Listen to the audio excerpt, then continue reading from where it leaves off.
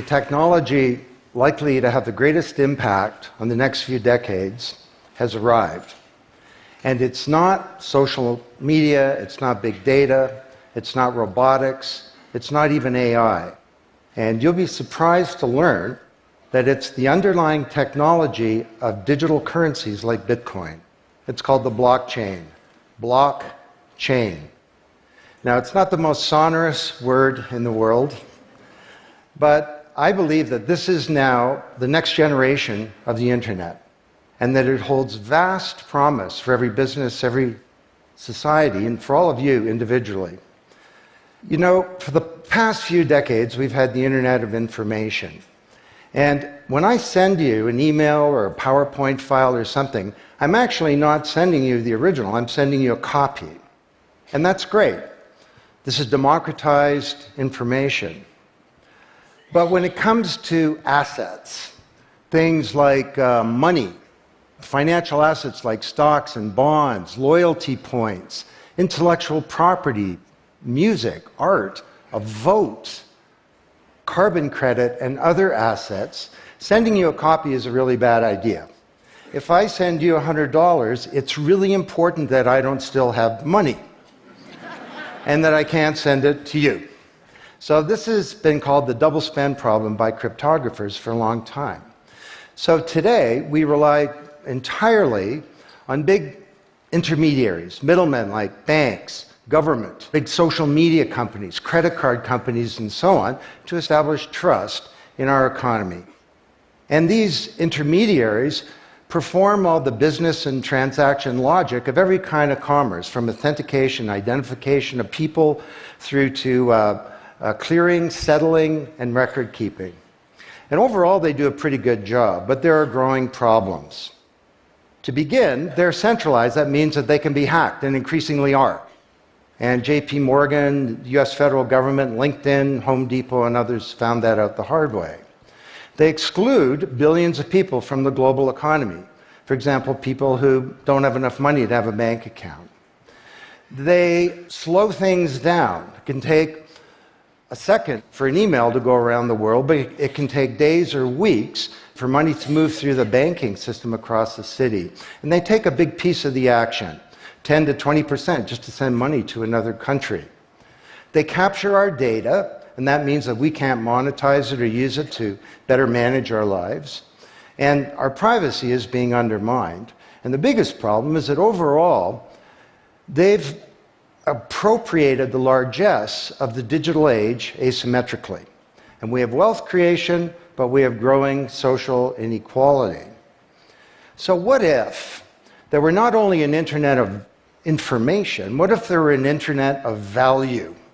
Some kind of vast, global, distributed ledger running on millions of computers and available to everybody, and where every kind of asset, from money to music, could be stored, moved, transacted, exchanged, and managed, all without powerful intermediaries. What if there were a native medium for value? Well, in 2008, the financial industry crashed, and perhaps propitiously, an unknown or anonymous person or persons named Satoshi Nakamoto created a paper where he developed a protocol for a digital cash that used an underlying cryptocurrency called Bitcoin. And this cryptocurrency enabled people to establish trust and do transactions without a third party. And the seemingly simple act set off a spark that's ignited the world, that has everyone excited or terrified or otherwise interested in many places. Now, don't be confused about Bitcoin, okay? Bitcoin is an asset. It goes up and down, and that should be of interest to you if you're a speculator. More broadly, it's a cryptocurrency. It's not a fiat currency controlled by a nation state, and that's of greater interest. But the real pony here is the underlying technology. It's called blockchain. So, for the first time now in human history, people everywhere can trust each other and transact peer-to-peer. And trust is established not by some big institution, but by collaboration, by cryptography, and by some clever code. And because trust is native to the technology, I call this the trust protocol. Now you're probably wondering, well, how does this thing work? Fair enough. Assets, digital assets like money to music and everything in between, are not stored in a central place, but they're distributed across a global ledger using the highest level of cryptography. And when a transaction is conducted, it's posted globally across millions and millions of computers. And out there around the world is a group of people called miners. These are not young people, they're Bitcoin miners. And they have massive computing power at their fingertips, 10 to 100 times bigger than all of Google worldwide. And these miners do a lot of work. And every 10 minutes, kind of like the heartbeat of a network, a block gets created that has all the transactions from the previous 10 minutes. And then the miners get to work trying to solve some tough problems. And they compete. And the first miner to find out the truth and to validate the block is rewarded in digital currency, in the case of the Bitcoin blockchain with Bitcoin. And then, this is the key part, that block is linked to the previous block and the previous block to create a chain of blocks, and everyone is time-stamped, kind of like with a digital wax seal. So if I wanted to go and hack a block and say, pay you and you with the same money, I'd have to hack that block, plus all the preceding blocks, the entire history of commerce on that blockchain, not just on one computer, but across millions of computers simultaneously, all using the highest levels of encryption in the light of the most powerful computing resource in the world that's watching me. Tough to do. And this is infinitely more secure than the computer systems that we have today. Blockchain, that's how it works. So the Bitcoin blockchain is just one. There are many. The Ethereum blockchain was developed by a Canadian named Vitalik Buterin. He's 19 years old. And this blockchain has some extraordinary capabilities. One of them is that you can build smart contracts. It's kind of what it sounds like. It's a contract that self-executes. And the contract handles the enforcement and the management, performance, and payment. The contract kind of has a bank account, too, in a sense, of agreements between people. And today, on the Ethereum blockchain, there are projects underway to do everything from create a new replacement for the stock market to create a new model of democracy where politicians are accountable to citizens. So, to understand what a radical change this is going to bring, let's look at one industry, financial services. You recognize this? Rube Goldberg machine. It's a ridiculously complicated machine that does something really simple, like crack an egg or shut a door. Well, kind of reminds me of the financial services industry, honestly. I mean, you tap your card in the corner store, and a bit stream goes through a dozen companies, and each with their own computer systems, some of them being 1970s mainframes, older than many of the people in this room. And 3 days later, a settlement occurs.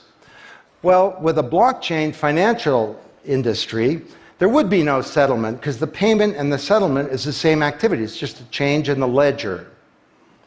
So Wall Street and all around the world, the financial industry is in a big upheaval about this, wondering, can we be replaced, or how do we embrace this technology for success?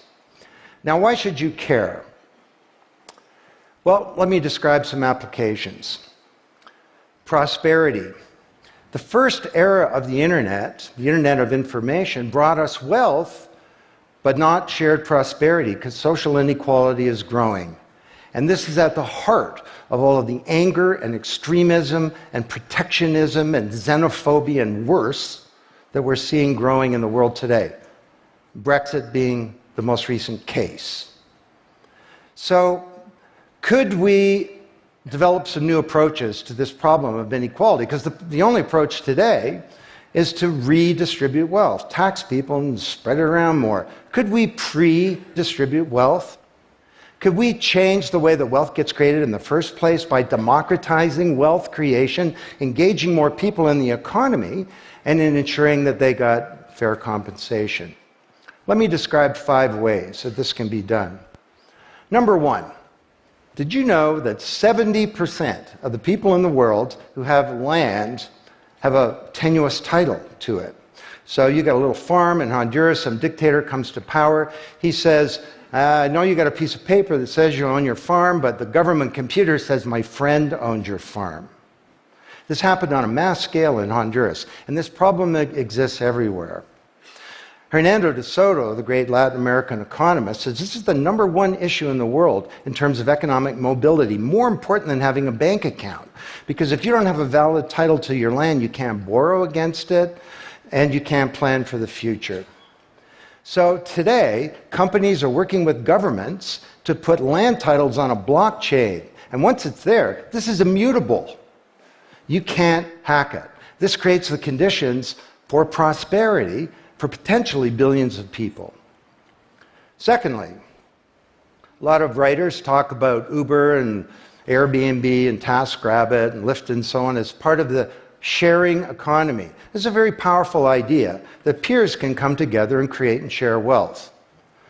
My view is that these companies are not really sharing. In fact, they're successful precisely because they don't share. They aggregate services together and they sell them.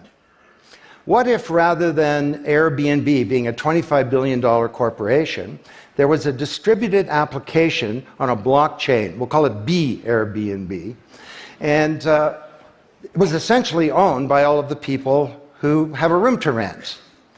And when someone wants to rent a room, they go onto the blockchain database and all the criteria sift through, help them find the right room, and then the blockchain helps with the contracting, it identifies the party, it handles the payments, just through digital payments are built into the system, and it even handles reputation, because if she rates a room as a 5-star room, that room is there, and it's rated, and it's immutable. So the big sharing economy disruptors in Silicon Valley could be disrupted, and this would be good for prosperity.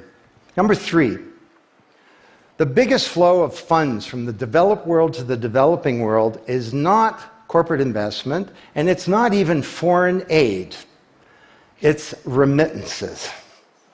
This is the global diaspora, people who've left their ancestral lands, and they're sending money back to their families at home. This is $600 billion a year, and it's growing, and these people are getting ripped off. Annalie Domingo is a housekeeper, and she lives in Toronto, and every month she goes to the Western Union office with some cash to send her remittances to her mom in Manila. It costs her around 10%. The money takes 4 to 7 days to get there. Her mom never knows when it's going to arrive. It takes 5 hours out of her week to do this. 6 months ago, Annalie Domingo used a blockchain application called Abra. And from her mobile device, she said $300 went directly to her mom's mobile device without going through an intermediary. And then her mom looked at her mobile device, and it's kind of like an Uber interface. There's Abra tellers moving around. She clicks on a teller that's a 5-star teller. He's 7 minutes away. The guy shows up at the door, gives her Filipino pesos. She puts them in her wallet. The whole thing took minutes, and it cost her 2%. This is a big opportunity for prosperity. Number 4, the most powerful asset of the digital age is data. And data is really a new asset class, maybe bigger than previous asset classes like land under the agrarian economy or an industrial plant, or even money. And all of you, we create this data. We create this asset. And we leave this trail of digital crumbs behind us as we go throughout life. And these crumbs are collected into a mirror image of you, the virtual you. And the virtual you may know more about you than you do, because you can't remember what you bought a year ago or said a year ago or your exact location a year ago. And the virtual you is not owned by you. That's the big problem. So today there are companies working to create an identity in a black box. The virtual you owned by you. And this black box moves around with you as you travel throughout the world, and it's very, very stingy. It only gives away the shred of information that's required to do something. A lot of transactions, the seller doesn't even need to know who you are. They just need to know that they got paid. And then this avatar is sweeping up all this data and enabling you to monetize it. And this is a wonderful thing, because it can also help us protect our privacy. And privacy is the foundation of a free society.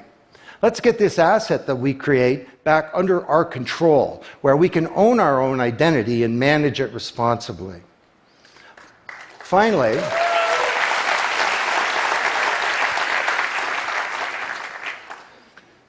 number 5, there are a whole number of creators of content who don't receive fair compensation because the system for intellectual property is broken. It was broken by the first era of the internet. Take music.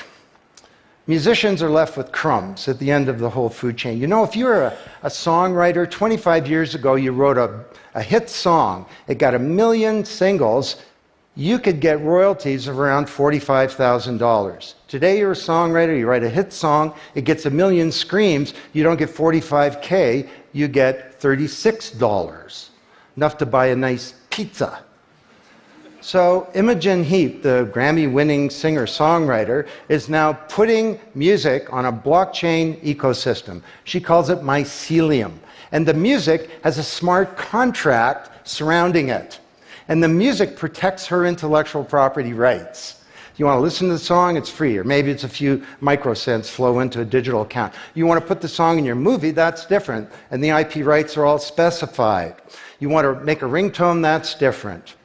She describes that the song becomes a business. It's out there on this platform, marketing itself, protecting the rights of the author, and because the song has a payment system, in a sense a bank account, all the money flows back to the artist, and they control the industry rather than these powerful intermediaries. Now this is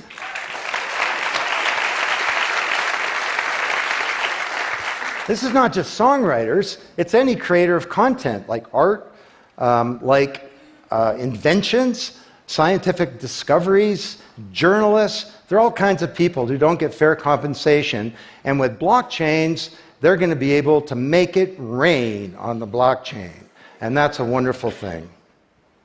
So, these are 5 opportunities out of a dozen to solve one problem, prosperity, which is one of countless problems that blockchains are applicable to. Now, technology doesn't create prosperity, of course, people do. But my case to you is that, once again, the technology genie has escaped from the bottle, and it was summoned by an unknown person or persons at this uncertain time in human history.